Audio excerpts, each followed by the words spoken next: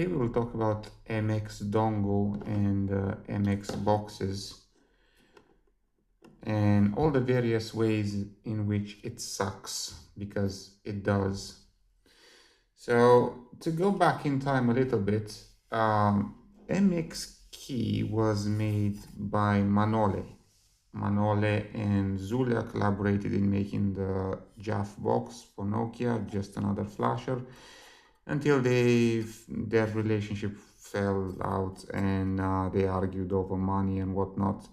And so Manole made a competitor box, this HTI high-tech interface MX key, which was a lot cheaper than the JAF box and supported Nokia models the same as that one, but for much lower price. And he started banning all the P keys for that one, basically trying to kill that box. And Zulia tried to kill this box, and it was a whole thing. The problem with making cheap devices like this is that they die quite easily. And we've got 1, 2, 3, 4. All of these are dead. Did I do anything wrong to kill them? No. They die just by using them. Because inside, if we open to have a look at this. Right. So inside, you have the smart card and basically system on a chip. These are just some resistors for protection. That's a power converter and oscillator for the main chip, which is let me see here, an LPC1343F. So the thing is, these would randomly die just by using them. That's it. You plug the box in, you use it, and then it dies. And the box is dead because there was basically no support for dead boxes. It was just, okay, send it back to your reseller, you'll get a new one. So there was no way, no fix, no way to repair it. And when the project was closed, if this one died, that's it, game over, we can throw it away, it doesn't do anything anymore. All right, so let's put that away for now.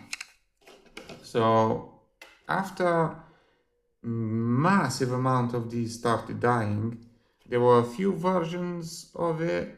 You can see inside there slight variations to the design.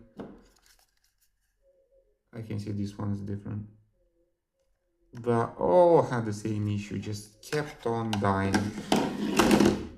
There was also the USB dongle version,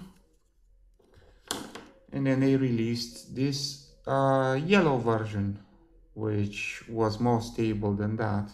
It would still die, still had the same, not the same, it was a different chip as the main chip inside, but it would still die. This one is still alive for now. And eventually they released this Thunder edition, which, if I'm not mistaken, it's based on an Atmel chip, which is solid. So this one will not die. You can use this one. There's only one problem with using these. Until they released the yellow and the red versions,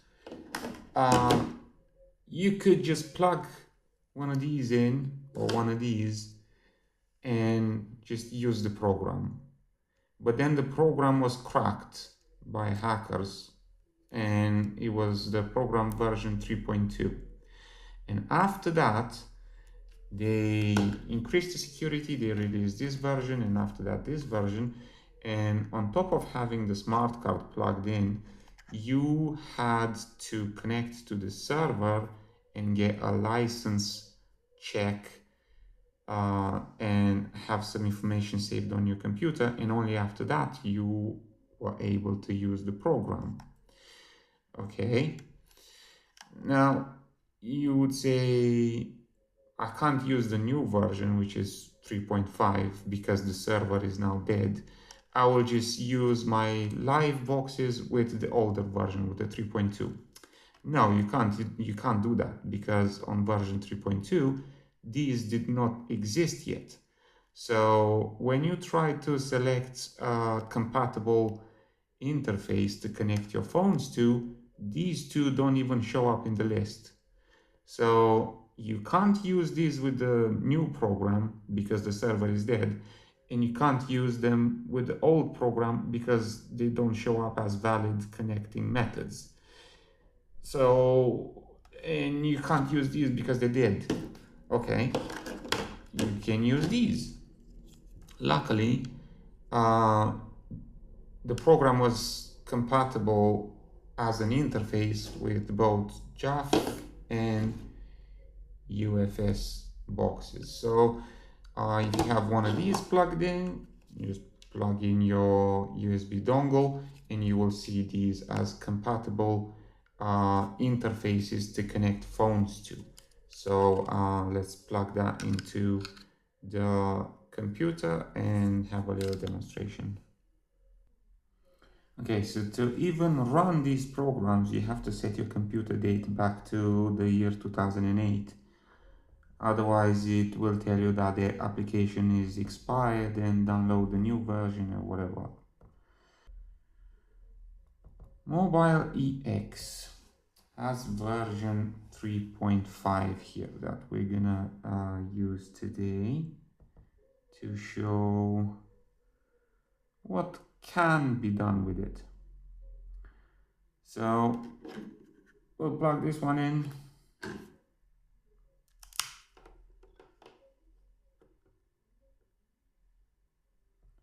All right. See, the LEDs are flashing. Once they're stable, let's run the program. Version 3.5. This is the last version they released before the project was abandoned. And you're gonna see an error now. Authenticating software. We could not verify application signature. Please sign application first. So this would be the handshake with the server to validate the license. See, the box is detected here. And you would click sign application, you would connect to the server, and in your XML file here, you will get text, more text here with like hash codes needed to validate your license. So when you try to run the module, it will check against this hash key and then run the program. So without this information here, you will see this application not signed. The CCX Foxconn tool can't be used because it's not signed. Huawei can't be used. Nokia, the main one, can't be used. CDMA service tool can't be used. And virtual COM port emulator can't be used. Oh, and the Vodafone unlocker can't be used. But you can still use the ZTE unlocker. So let's have a look at that. Oh, first you have to select an interface. You can select no connection, that's fine. We'll click no connection for now.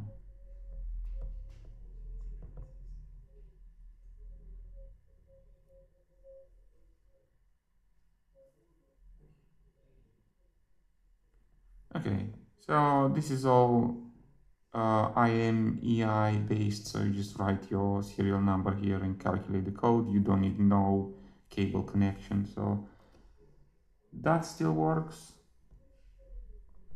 There's a few models here that are compatible. The Alcatel one works.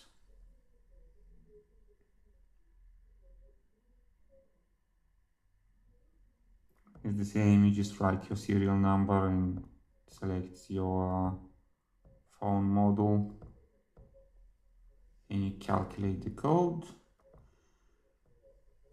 Siemens one works too, but this is just the Joker program basically, so you can use that anyway for free. You don't really need this. HTC one works.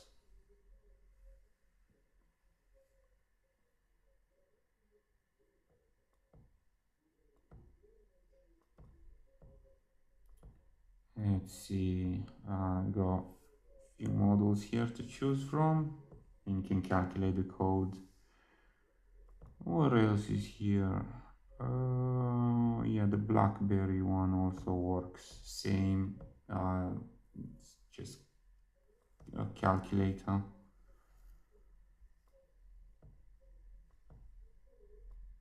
You can scan for USB device or just write the information manually here and calculate the code. Okay, so let me run the 3.2 program here. Oh yeah, another thing I forgot to mention. The programs that I just showed you that are still working, those are working in Windows 7, 8, 10, 11. They don't work if you plug that dongle into a Windows XP computer. Only a couple of those programs will show as working. The others will show that they need signature. So in XP, there's barely anything you can use with this, right? Unless it's plugged into a box. So if it's plugged into a dongle,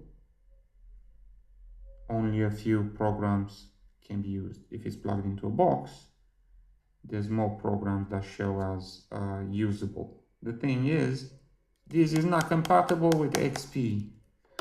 Didn't I tell you this thing sucks? It does. Alright, sorry about the glare on the screen. First, let me show you what it looks like in XP with the dongle connected. Because, as I said, the boxes are not compatible, right? So, let's see what can be used.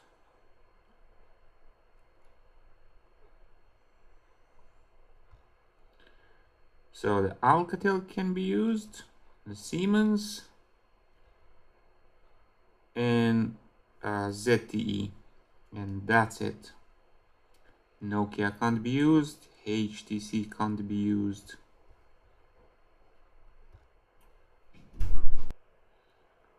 Now let's look at version 3.2, the one that works without any server. Oh, date.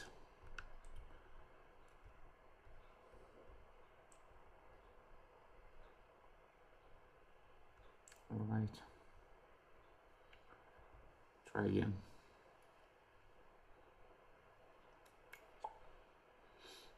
All right, so this is a much older version. Here you can use the CCS tool that you can use in the new version. Siemens tool and Nokia service tool. And here in the connection, you can select UFS or JAF. You won't see the orange and the red box versions that I mentioned earlier, the ones that don't die.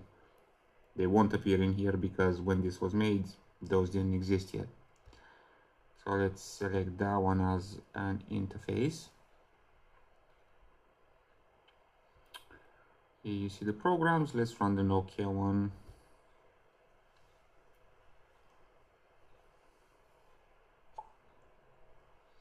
Right.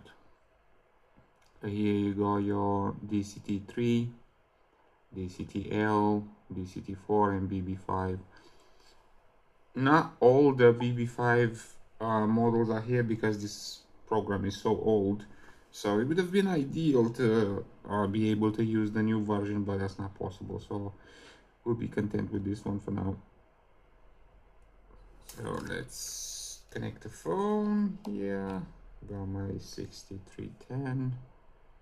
Do a scan. Right. So can unlock the phone service here. It's a nice tool to use. It's just a shame that it has the server check there. If you have used this when the server was still alive and you still have your mobile exxml file from back then, you will be able to use all the modules in that list, because once you have that file saved, you can just copy it into the folder of the program and it will work, because this is basically your license file. But I don't have any files from when the server was alive, so I just have to use those. And yeah, that's pretty much it for this box. Thank you for watching.